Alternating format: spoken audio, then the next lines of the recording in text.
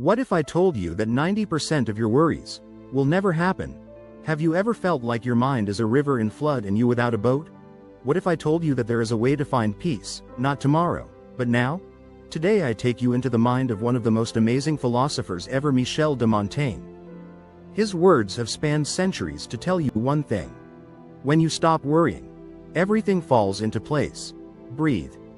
The journey begins now. The burden of anxiety. The journey begins with Montaigne. Have you ever felt that knot in your throat, as if the world were crumbling around you and you couldn't do a thing to stop it? That anxiety that keeps you awake at night, as if something terrible were lurking, even if you don't even know what. What if I told you a man who lived over 400 years ago had already figured out how to break free? Michel de Montaigne wasn't some ivory tower philosopher. He was an ordinary man, tormented by thoughts, just like you. A judge, a nobleman, but above all, a human being with 1,000 questions and very few answers. When he left everything behind to shut himself in his tower and write his famous essays, he wasn't just searching for truth, he was searching for himself. And that's where our journey begins. Montaigne observed his inner world like a landscape after a storm. He didn't try to run. He didn't fight anxiety, he faced it head on. He welcomed it as part of the journey. He tells us, "My life has been full of terrible misfortunes, most of which never happened." Boom. That line is a gut punch, and a bomb for the soul. How many times have you agonized over something that never even happened? And yet, to you, it felt real. It weighed you down. It paralyzed you. It's like when you look at your phone 1,000 times waiting for a message that doesn't come. Or when you lie down to sleep, but your head is a jungle of what ifs, buts, maybes. Montaigne invites us to stop anticipating pain, to stop scripting tragedies in our minds, as if we were directors of a horror movie that'll never air. As Montaigne said, "My life has been full of misfortunes, many of which never happened." This sentence has the power to melt our fears like snow in the sun. For the truth is that most of our worries are ghosts. Anxiety is a messenger, but it's not the master. And Montaigne, from his tower, shouts to us with unwavering clarity, if you want to truly start living, you must stop living in fear of tomorrow. Now, let's look in the mirror, but not the one on the wall. The one inside your soul. In the mirror of the soul, the discovery of the essays. Who are you when no one's watching? Who are you when you turn off your phone, close the door, and sit alone with your thoughts? Montaigne spent hours reading the great thinkers of antiquity, Seneca, Epicurus, Plutarch.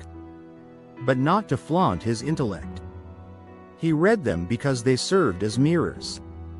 Reflections of himself. He said, "I study myself more than any other subject. That is my metaphysics. That is my physics." Picture a man sitting in a library, surrounded by silence and parchment. He wasn't seeking absolute answers.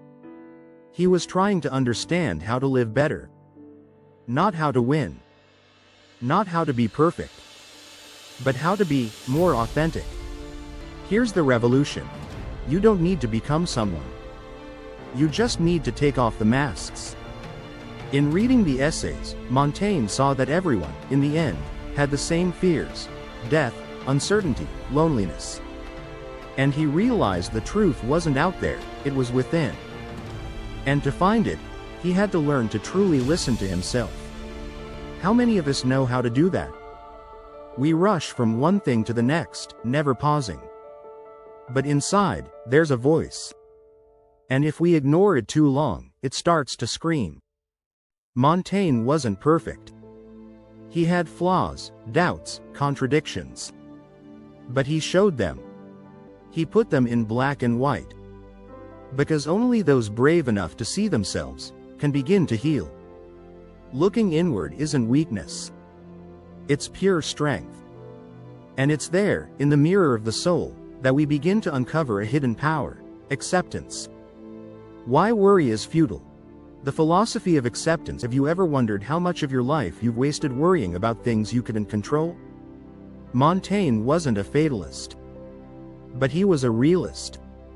He said, "I am not afraid of events, but of my own thoughts about those events. Do you see? Pain doesn't always come from outside. Often, we create it within. Imagine worry as a bucket of water you carry everywhere. At first, it's light. Then it tires you.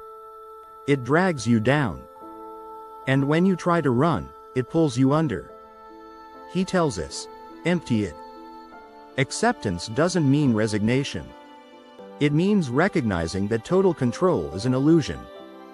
It means saying, "I'll do what I can, but I won't destroy myself over what I can't change." Got a problem? Solve it. Can't solve it? Let it go. Any other approach is poison. Montaigne invites us to live lightly. Not carelessly, pay attention. But with the lightness that comes when you stop fighting the river of life and start swimming with it. The world will never follow your plans to the letter. So what? Will you rage every time things go off course? Or will you dance with the chaos? Acceptance is the first step toward peace. And when you accept what you can't change, something inside begins to shift. That's when everything starts falling into place. When everything falls into place, inner stillness. Have you ever felt a moment of absolute silence within you, as if, for an instant, the world had stopped? That moment is freedom. Inner stillness isn't the absence of problems. It's the presence of clarity.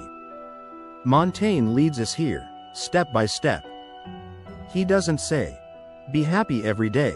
He says, "Learn to coexist with the storm. But anchor your heart." His life was full of loss, war, sickness. Yet amid it all, he made time to savor good wine, to reflect, to walk, to write. He found peace, not after the chaos, but within it. For him, life wasn't a puzzle to solve. It was an experience to live. Stillness comes when you stop reacting like a machine and start responding like a conscious soul. When you choose not to feed every dark thought. When you breathe and realize you're still here. You are stronger than your worries. Not because you don't feel them, but because you can move through them. You choose what to give power to. And Montaigne does this with gentle firmness. He who fears suffering is already suffering from what he fears. True freedom isn't out there. It's in here. And when you find it, everything around you changes color. That's when you begin to live without fear. The art of living fearlessly. Montaigne's lesson for today. What if I told you true strength isn't about feeling no fear, but living alongside it and moving forward anyway? Montaigne didn't have a smartphone. No social media, deadlines, emails, or traffic. And yet, his words speak to us as if written yesterday. Because the human heart doesn't change. Today, fear takes 1,000 forms. Fear of failure, of loneliness, of judgment. But underneath, it's the same voice. You're not enough. Montaigne knew it well. And instead of silencing it, he took it by the hand. He shows us that to live fearlessly isn't to be fearless. It's to be honest. Vulnerable, but true. It's saying, "I'm afraid, but I won't stop." And that is an art. In a world that demands we be confident, successful, perfect, he whispers a powerful truth. Be yourself. That's enough. It's not small. It's everything. To live without fear is to accept that life is imperfect, that you'll never know it all, that you'll stumble and fall, but that through it all, you're still worthy of love, peace, and joy. Montaigne left us a map. But the journey is ours. Now it's your turn. Let go of the weight. Accept who you are. And walk, even if your knees shake.